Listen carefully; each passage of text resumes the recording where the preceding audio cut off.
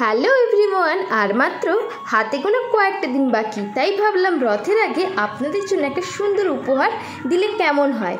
তাই আজ আমরা চলে এলাম শুধুমাত্র আপনাদের জন্য পশ্চিমবঙ্গের সবচেয়ে বড় মন্দির খড়গপুরের জগন্নাথ মন্দির। এটি কিন্তু আমাদের পুরীর জগন্নাথ মন্দিরের আদলেই কিন্তু সম্পূর্ণভাবে গড়ে তোলা হয়েছে।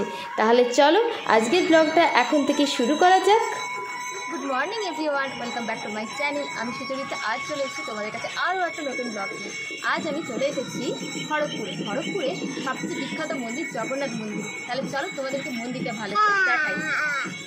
আমরা কিন্তু একদম মন্দির প্রাঙ্গণের সামনে এসে উপস্থিত হয়েছি। দেখতেই পাচ্ছ এই যে মন্দিরের সামনের সিংহদ্বার। মন্দিরে ঢোকার আগে চলো তোমাদের সাথে কিছু কথা শেয়ার করে ফেলি। এবারে কিন্তু রথ কিন্তু পড়েছে 7ই জুলাই।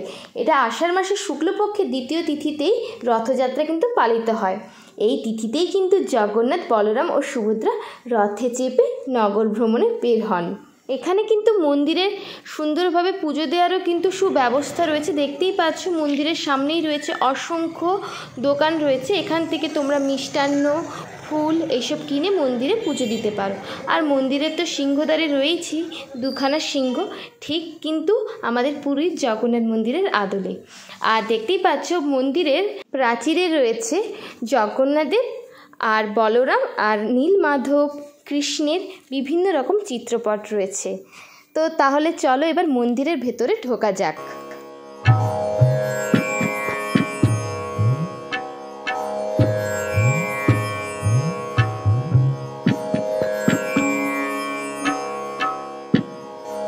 মন্দিরে ঢোকার পরে মেন গেটের পাশেই রয়েছে একটা বিশালাকার বজরংবলীর মূর্তি রয়েছে।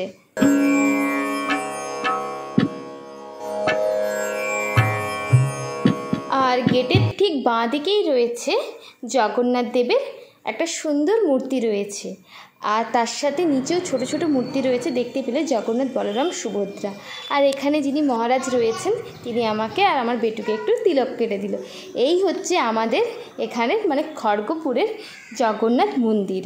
এই মন্দির প্রতিষ্ঠা হয়েছিল 2002 সালের ফেব্রুয়ারি মাসে। মন্দিরের কারুকার্য নিয়ে তো আমার কিছুই বলার নেই, খুবই নিখুঁত।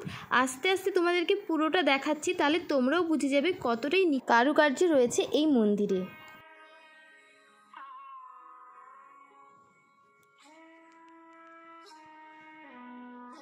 মেন মন্দিরে যাওয়ার আগে মন্দিরের কিন্তু দুই সাইডে রয়েছে আরও দুটো ছোট ছোট মন্দির রয়েছে।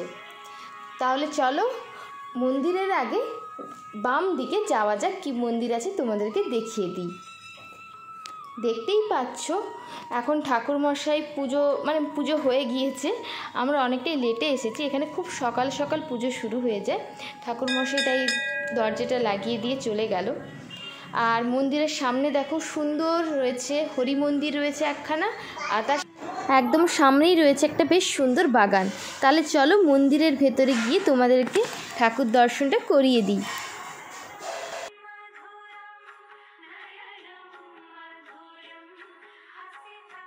এখানে রয়েছে স্বয়ং দেবাদিদেবের মন্দির রয়েছে। এরপরে চলে এসেছি মন্দিরের একদম ডান দিকে রয়েছে আরও একখানা মন্দির। তাহলে চলো সেই মন্দিরে এখন ঢোকা যাক।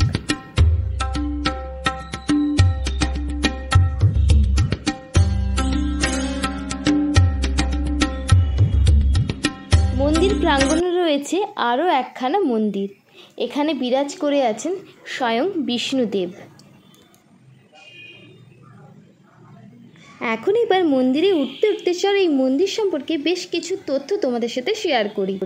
তোমাদের তো আগেই জানিয়েছি এটি হচ্ছে পশ্চিমবঙ্গের সবচেয়ে বড় মন্দির।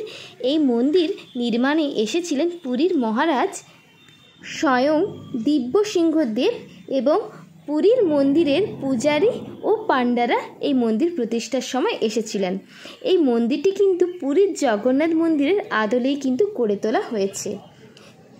মন্দির প্রতিষ্ঠার সময় এখানে প্রায় 10 দিন ধরে চলেছিল যজ্ঞানুষ্ঠান, আর উদ্বোধনের সময় লাক্ষাধিক প্রদীপ এখানে জ্বালানো হয়েছিল। মন্দিরের ওপরেও রয়েছে কিন্তু বেশ কয়েকটি মন্দির। চলো তোমাদেরকে সেগুলো আগে ঘুরে দেখাই মেন মন্দিরে যাওয়ার আগে। এখানে রয়েছে সিদ্ধিদাতা বিনায়কের দুটো মূর্তি।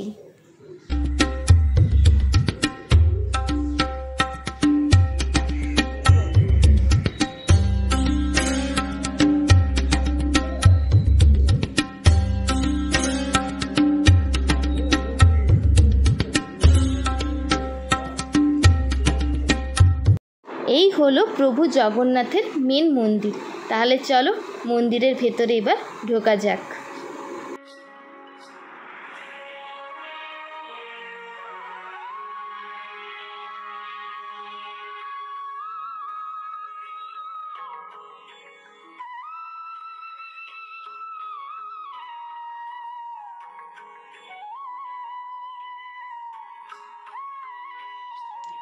পুরীর জগন্নাথ মন্দিরের রীতি অনুযায়ী কিন্তু এখানে প্রতিদিন পুজো ও ভোগ নিবেদন করা হয়। আর সেই মহাপ্রসাদ ও ভোগ প্রতিদিন কিন্তু ভক্তদের মধ্যে দিয়ে দেওয়া হয়। সপ্তাহে 7 দিনই এই মন্দির খোলা থাকে। এখানে কিন্তু ভোর 4টার পর থেকে কিন্তু এই মন্দিরে পুজো অর্চনা শুরু হয়ে যায়। মন্দিরের কারুকার্য নিয়ে তো আমার কিছুই বলার নেই। এতটা নিখুঁত কারুকার্য যে হতে পারে সত্যি নিজের চোখে এসে সামনে থেকে না দেখলে এটা বিশ্বাস করা যায় না।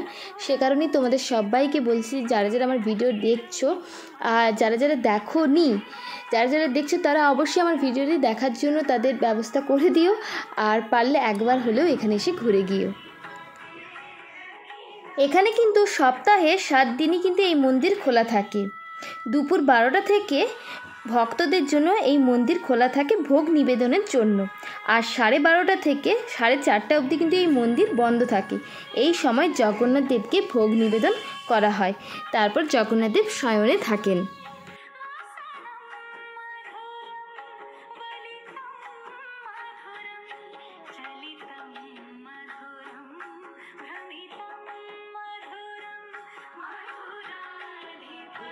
এখন এখানে চলছে পুজো। তো চলো এখন পুজোর আরতিও হবে। চলো তোমাদেরকে জগন্নাথ দেবের পুজো তোমাদেরকে একটু দেখিয়ে দিই।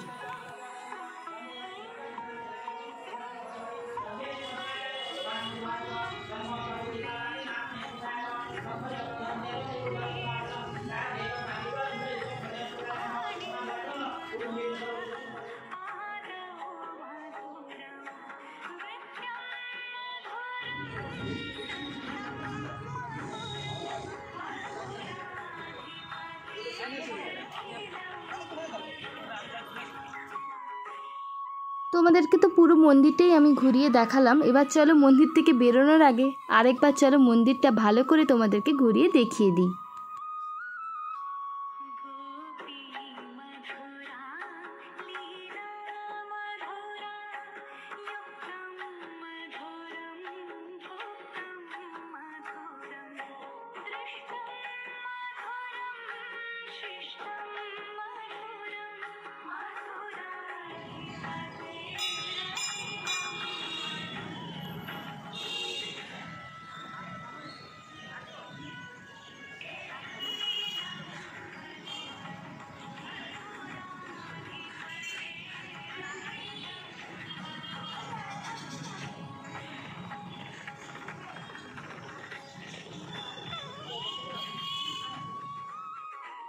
চলো ফেরার পথে তোমাদেরকে ছোট্ট কয়েকটি ইনফরমেশন দিয়ে যাই। তোমরা কিন্তু এখানে খুব সহজেই ভোগ পেয়ে যেতে পারো। তোমরা সকাল 9টার সময় এখানে রয়েছে, মন্দিরের পাশেই রয়েছে মন্দিরের একখানে অফিস। তো তোমরা এখানে এসে যোগাযোগ করো। এখানে বিভিন্ন রেটের ভোগ রয়েছে, তোমরা তোমাদের পছন্দ মতন চয়েস করে ভোগ নিয়ে নিতে পারো এখান থেকে। চলো সেই অফিসটা তোমাদেরকে একটু দেখিয়ে দিই। এই হলো সেই অফিস। এখানেই তোমরা যোগাযোগ করো। আর এখানে ফোন নাম্বারও দেওয়া আছে, যোগাযোগ করে নিও আগে থেকে।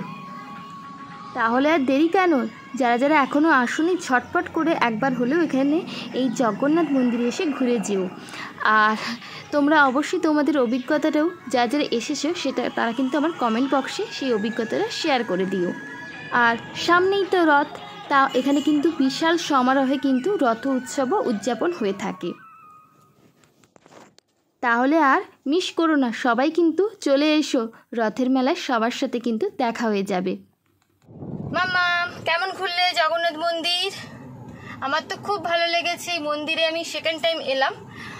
আর মামামের পাপার কেমন লাগলো? খুব ভালো লেগেছে, খুব ভালো মন্দির, খুব সুন্দর সাজিয়েছে মন্দির।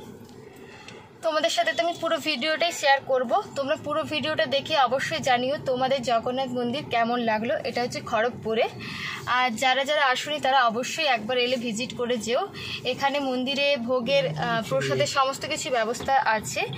আর রেড চার্টটাও তোমাদেরকে আমি দিয়ে দেবো, তোমরা দেখে নিও, তোমাদের তাহলে পরে কোনো অসুবিধে হবে না। তাহলে বন্ধুরা, আজকের ব্লগটা তোমাদের কেমন লাগলো তা অবশ্যই তোমরা লাইক কমেন্ট করে জানিও। ভালো লাগলে অবশ্যই আমার ভিডিওটি শেয়ার করে দিও। তোমরা সবাই ভালো থেকো আর সুস্থ থেকো। দেখা হচ্ছে খুব তাড়াতাড়ি নেক্সট ব্লগ।